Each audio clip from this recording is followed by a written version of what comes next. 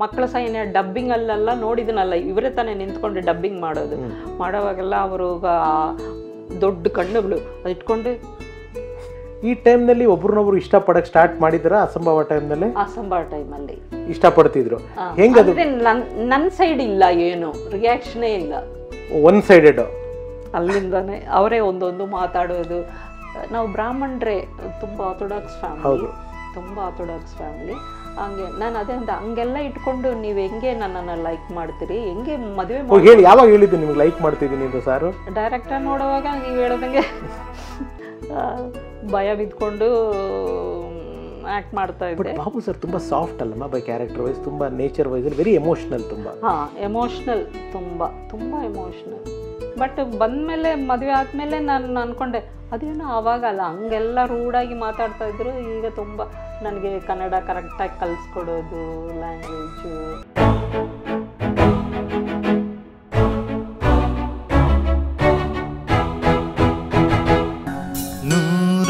ನೂರೊಂದು ನೆನಪು. ನೀವು ನಮ್ಮ ಬಾಬು ಸರ್ ಅವರ ನಿರ್ದೇಶನದ ಮೊದಲನೇ ಸಿನಿಮಾದಲ್ಲಿ ಆ್ಯಕ್ಟ್ ಮಾಡಿದ್ದು ಯಾವುದು? ಅಸಂಭವನಾ? ಅಸಂಭವ.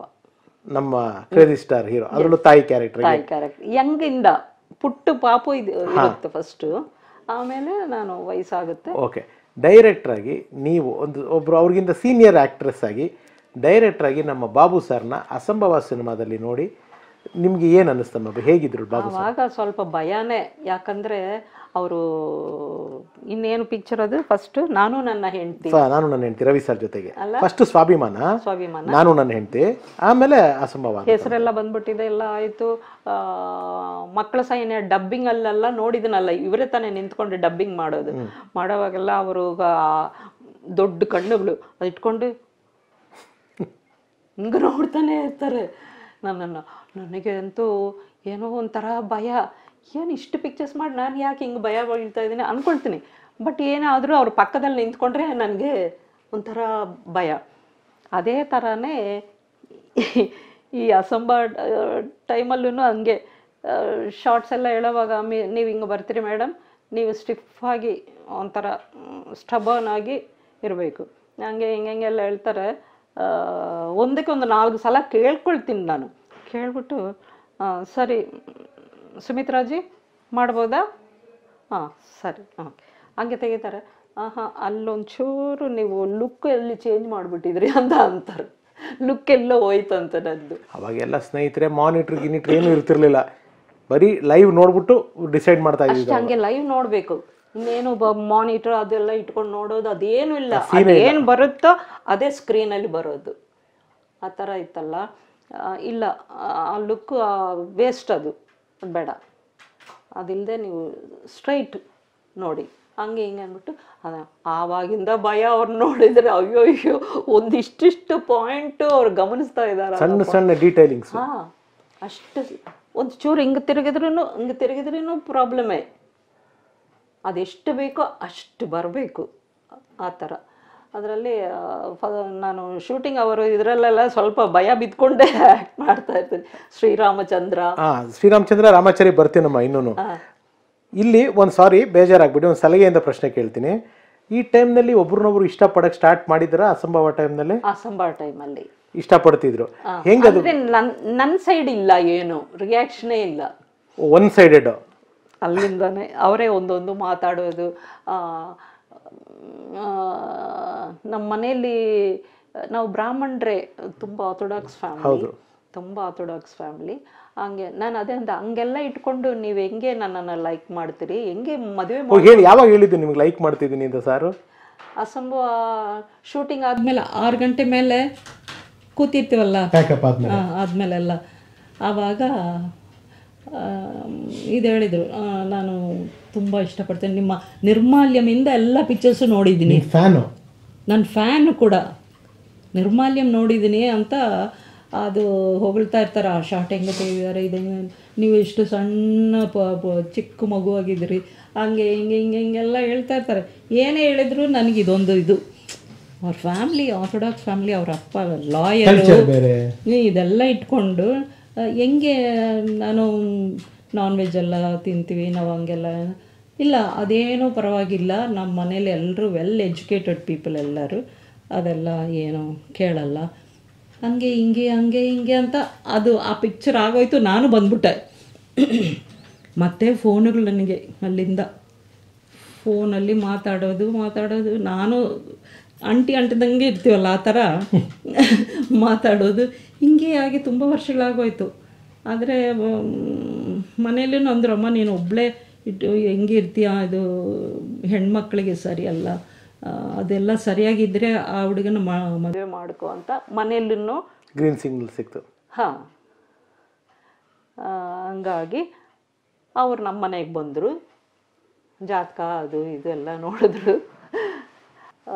ಮದುವೆ ಬಂದು ಅವ್ರ ಪ್ರಕಾರನೇ ಆ 3 days ಮದುವೆ ತುಂಬ ಪರ್ಫೆಕ್ಟಾಗಿ ಆ ಮದುವೆ ಮಾಡಿದ್ದಾರೆ. Okay, out of the cinema ಒಂದು ಪ್ರಶ್ನೆ ಅಂದರೆ, ಇವಾಗ ನೀವಾಗಲೇ ತಿಳಿಸ್ದಂಗೆ ನಿಮ್ಮದು ಒಂದು ಬೇರೆ ಕಲ್ಚರು, ಒಂದು ಆಚರಣೆ, ಇದು ಬೇರೆ ಒಂದು ಕಲ್ಚರು ಆಚರಣೆ.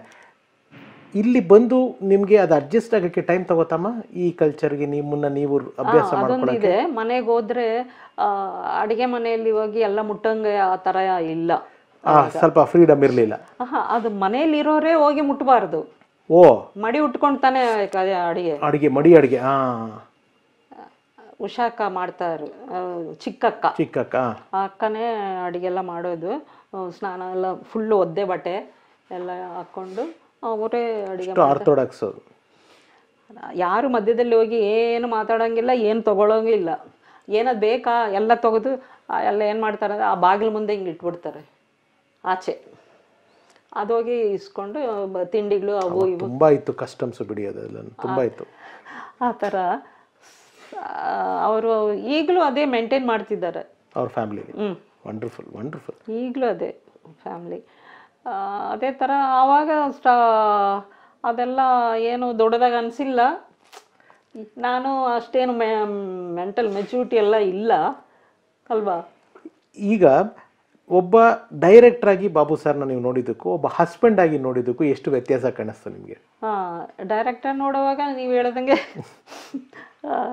ಭಯ ಬಿದ್ಕೊಂಡು ಆ್ಯಕ್ಟ್ ಮಾಡ್ತಾ ಇದ್ದೆ. ಬಾಬು ಸರ್ ತುಂಬ ಸಾಫ್ಟ್ ಅಲ್ಲಮ್ಮ, ಬೈ ಕ್ಯಾರೆಕ್ಟರ್ ವೈಸ್, ತುಂಬ ನೇಚರ್ ವೈಸ್ ವೆರಿ ಎಮೋಷ್ನಲ್. ತುಂಬ ಎಮೋಷ್ನಲ್, ತುಂಬ ಎಮೋಷ್ನಲ್.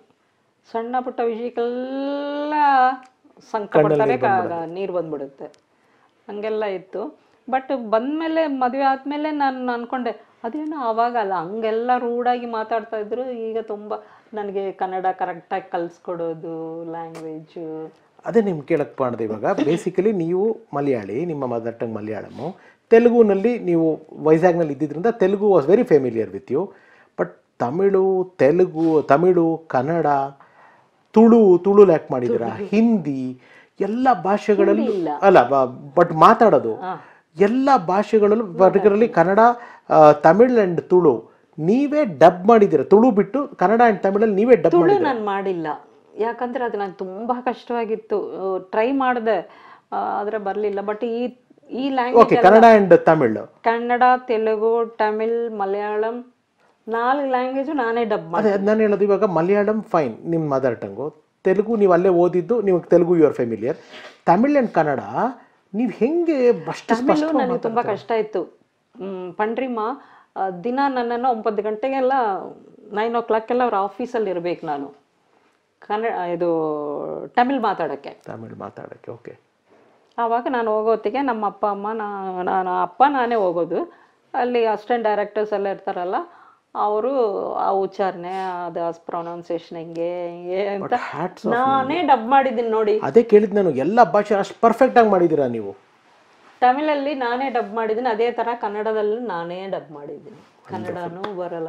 ವಂಡರ್ಫುಲ್. ಮಕ್ಕಳ ಸೀನಿಯಾಗಿ ನೀವೇ ಫಸ್ಟ್ ಡಬ್ ಮಾಡಿದ್ದೀರಾ. ವಂಡರ್ಫುಲ್. ಇಲ್ಲ, ನಮ್ಮ ಬಾಬು ಸರ್ ಇದ್ರಲ್ಲ ಅಲ್ಲಿ ಕನ್ನಡಕ್ಕೆ. ಅದೇ ಅವರೇ ತಾನೇ ಇದ್ದಿದ್ದು, ಪಕ್ಕದಲ್ಲೇ ನಿಂತ್ಕೊಂಡು ನೋಡ್ತಾ ಇದ್ದಿದ್ದು. ಒಂದೊಂದು ಮಾತು, ಒಂದೊಂದು ವರ್ಡ್, ಒಂದೊಂದು ಅಕ್ಷರ ಕರೆಕ್ಷನ್ ಮಾಡ್ತಾ ನಿಂತಿರ್ತಾರೆ. ಸೂಪರ್. Hats off. ನಿಜವಾಗ್ಲೂ Babu sir, we love you, we respect ಅಷ್ಟೇ ನಿಮಗೆ. ಆ್ಯಂಡ್ ನಿಮ್ಮ ತಂದೆ ತಾಯಿಗೆ ನಮ್ಮ ಬಾಬು ಸರ್ ಮೇಲೆ ಎಷ್ಟು ಪ್ರೀತಿ ಇತ್ತು? ಅಳಿಯನ್ನ ಎಷ್ಟು ಇಷ್ಟಪಟ್ಟು? ಪ್ರೀತಿಗಿಂತ ತುಂಬ ಗೌರವ ಇತ್ತು. ಡೈರೆಕ್ಟ್ರು, ದೊಡ್ಡ ಮನೆ ಹುಡುಗ, ಒಂದು ಆರ್ಥೋಡಾಕ್ಸ್ ಫ್ಯಾಮಿಲಿ, ಇದೆಲ್ಲ ಅವ್ರಿಗೆ ತುಂಬ ಒಂದು ರೆಸ್ಪೆಕ್ಟ್ ಇತ್ತು. ಆವಾಗ ಮನೆಗೆ ಬಂದರೆ ತುಂಬಾ ಅಮ್ಮ ಅವ್ರನ್ನ ನೋಡ್ಕೊಳ್ತಾ ಇದ್ರು. ಅವರು ಶರ್ಟ್ ಇಲ್ಲದೆ ಕೂತಿರೋವಾಗ ಶರ್ಟ್ ಹಾಕ್ಕೊಂಡು ಓಡಾಡಿ ಬಾಬು ಅಂದ್ಬಿಟ್ಟು ಅಮ್ಮ ಹೇಳ್ತಾ ಇರ್ತಾರೆ. ಅಪ್ಪ ಹತ್ರನೂ ಅಷ್ಟೇ, ಸಾಯಂಕಾಲ ಇಬ್ಬರು ಕೂತ್ಕೊಂಡು ಮಾತಾಡ್ತಾ ಇರ್ತಾರಲ್ಲ, ಆವಾಗ ಅಪ್ಪ ಹೇಳ್ತಾಯಿದ್ರು, ಸಾಫ್ಟಾಗಿ ಮಾತಾಡ್ತಾ ಇದ್ದಾರೆ ಅಲ್ಲ ಅಂತ. ಹೌದಪ್ಪ, ಅಪ್ಪಗೆ ಗೊತ್ತಿಲ್ವಲ್ಲ ಅವ್ರ ಕಲ್ಚರ್ ಏನು ಅವ್ರದ್ದೇನೋ ಏನು ಗೊತ್ತಿಲ್ಲ. ಅಪ್ಪನೂ ಅಡ್ಜಸ್ಟ್ ಆಗಿಬಿಟ್ರು. ಹಂಗೆ ತಮ್ಮಂದ್ರು ಚಿಕ್ಕವ್ರು, ಅವಾಗ ಚಿಕ್ಕ ಹುಡುಗರು. ಅವರೂ ಅಷ್ಟೇ, ಅವ್ರು ಇಲ್ಲಿರ್ತಾರೆ, ಕಾಲೇಜು ಸ್ಕೂಲು ಅಂತ ಅವರು ಓಡಾಡ್ತಾ ಇರ್ತಾರೆ. ಅವ್ರಿಗೆ ಯಾರಿಗೂ ಆ್ಯಕ್ಟಿಂಗ್ ಇಂಟ್ರೆಸ್ಟ್ ಬರಲಿಲ್ವಮ್ಮ ನಿಮ್ಮ ತಮ್ಮಂದ್ರಿಗೆ? ಯಾರಿಗೂ ನೀವು ಒಬ್ಬರೇ. ಬಾಬು ಸರ್ ಯಾಕೆ ಯಾವಾಗಲೂ ವೈಟ್ ಆ್ಯಂಡ್ ವೈಟಲ್ಲಿ ಇರೋರು ಹೆಚ್ಚಾಗಮ್ಮ? ಅವ್ರಿಗೆ ಅಷ್ಟಿಷ್ಟ? ಏನೋ ವೈಟೇ, ಎಲ್ಲ ವೈಟ್ ಹಾಕ್ಕೊಳ್ತಾರೆ. ಚಪ್ಪಲಿ ಸಹ white, strap also white. One of the stylish director ಅಮ್ಮ ನಾನು ನೋಡಿರೋ ಡೈರೆಕ್ಟರ್ಗಳಲ್ಲಿ. ಫ್ರ್ಯಾಂಕ್ಲಿ ಸ್ಪೀಕಿಂಗ್, ಯಾರೋ ಹೇಳಿದ್ರು ಡೈರೆಕ್ಟರೇ ಡ್ರೆಸ್ಸಿಂಗ್ ಡೈರೆಕ್ಟರ್ ಅಂದರೆ ಅವರೇ ನಮ್ಮ ಪರ್ಸನಾಲಿಟಿ ವೈಸ್ ಎಲ್ಲ ಸ್ಟೈಲು ಎಲ್ಲ ಅವ್ರು ನೋಡಿ ನಾವೆಲ್ಲ ಕಲ್ತಿದ್ದೀವಿ. ನನಗೆ ಚೆನ್ನಾಗಿ ನೆನಪು ಇದೆ ಬಾಬು ಸರ್ ರೋಟೀನು. ಶೂಟಿಂಗು ಬ್ರೇಕ್ ಆಗೋದು, ಬ್ರೇಕ್ ಆದಮೇಲೆ ಒಂದು ಸ್ಪೂನ್ ನಾನು ಪವರ್ ನ್ಯಾಪ್ ಒಂದು ತೊಗೊಂಡು ಫ್ರೆಶ್ ಆಗಿ ಮತ್ತೆ ಪರ್ಫ್ಯೂಮ್ ಹಾಕ್ಕೊಂಡು ಹಂಗೆ ಬರೋರು. ಅದಂತೂ ಇದೆ, ಆ ಗ್ಲಾಮರ್ ಎಲ್ಲ ಒರೆಸ್ಕೊಂಡು ಪೌಡರ್ ಎಲ್ಲ ಹಾಕ್ಕೊಂಡು. ಆ ಹುಡುಗರೆಲ್ಲ ನಿಂತಿರ್ತಾರಲ್ಲ, ಎಲ್ಲ ರೆಡ್ಡಿಯಾಗಿ ನಿಂತಿರ್ತಾರ, ಯಾವಾಗ ಬಾಬು ಸರ್ ಹೇಳ್ತಾರೆ ನೋಡ್ತಾ ನಿಂತಿರ್ತಾರ ಹುಡುಗರು. ನನಗೆ ಚೆನ್ನಾಗಿ ಜ್ಞಾಪಕ ಇದೆ ಬಾಬು ಸರ್ದು. Yes ma'am. ಸೊ ಹೀಗೆ ಲೈಫು ನಡೀತಾ ಇರಬೇಕಾದ್ರೆ ಸಿನಿಮಾಯಿಂದ ಸಿನಿಮಾ ಕನ್ನಡದಲ್ಲಿ ನೀವು ತುಂಬ ತುಂಬ ತುಂಬ ಹತ್ತಿರ ಆಗ್ಬಿಟ್ಟು ಒಂದು ಪ್ರಶ್ನೆ ನನಗೆ ಕೇಳಬೇಕು ಅನ್ಸುತ್ತೆ. ಬಹುಶಃ ಗೊತ್ತಿಲ್ಲ, 30-35 ಏಜ್ ಇರಬೇಕಾದ್ರೆ ನಿಮಗೆ ಅಮ್ಮನ ರೋಲ್ ಮಾಡಿಬಿಟ್ರಿ.